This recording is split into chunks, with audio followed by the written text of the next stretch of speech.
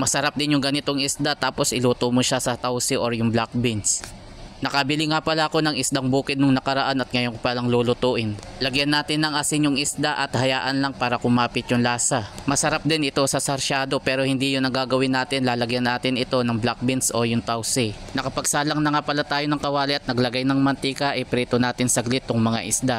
At habang nakasalang naman yung ating piniprito, i-ready naman natin yung mga rekadong gagamitin natin tulad nitong kamatis. Naghiwa lang tayo ng 5 pirasong kamatis, sakto na yan sa 3 pirasong isda. Pero kung gusto ninyo na mas marami pa yung kamatis, dagdagan nyo na lang. Since medyo mahal na yung kilo ngayon ng kamatis, pwede na yung 5 piraso. May hiniwa din tayong luya at nang sa ganun mawala yung lansa sa isda.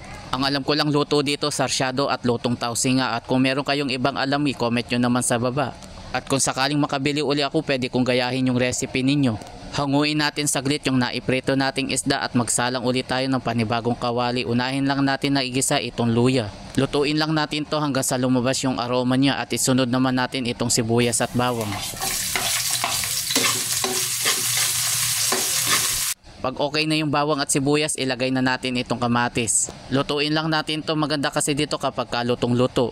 Timplahan natin saglit ng paminta, medyo damihan natin at na maging malasa. At saka uli natin ipagpatuloy yung paghalo hanggang sa maluto ng husto yung kamatis. Kapag kaganitong malambot na, pwede na natin itong durugin. Nakakatulong kasi ito para lalong lumabas yung lasa at katas. Sunod nating ilagay itong black beans or yung tausi. Bago ko nga pala nilagay ito, hinugasan ko lang ito saglit at nang mabawasan yung alat. Ituloy natin yung paghalo at maglagay lang tayo ng kaunting soy sauce. Halos 1 kutsara lang yung inilagay natin, mahirap na kasi baka umalat ng husto. Bali optional nga lang pala ito, kaya lang ako naglagay kahit kaunti para pampatingkad ng kulay. After natin makapaggisa, maglagay naman tayo ng tubig at pakukuluan muna natin ito bago natin ilagay naman yung mga isda.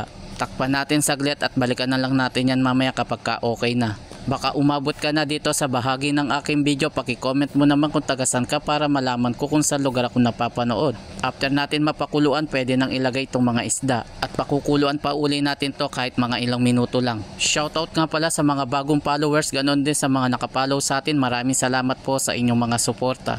Patutuyuin natin ng kaunti yung sabaw niya bago tayo maglagay ng MSG. Pwede rin kayong gumamit dito ng magic. Kung bago ka lang sa aking page, welcome nga pala sa iyo. At kung hindi ka pa nakapollow, paki-follow mo na lang ako para updated ka sa mga susunod. Tinikman ko muna to bago ako naglagay ng kaunting patis. Medyo natabangan kasi tayo kaya nagdagdag ako ng kaunti. Mas lalong sasarap ito kapag kakaunti na lang talaga yung pinakasabaw niya. At siguradong mapapadami yung kain mo. Tikman natin saglit kung sakto na ba yung lasa niya.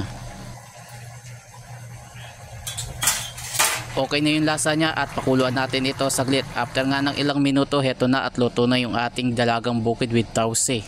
Paano mga lods, hanggang dito na lang muna at maraming salamat sa inyong panonood. Manyaman niya ini lalo na kung makagamat kang mamangan.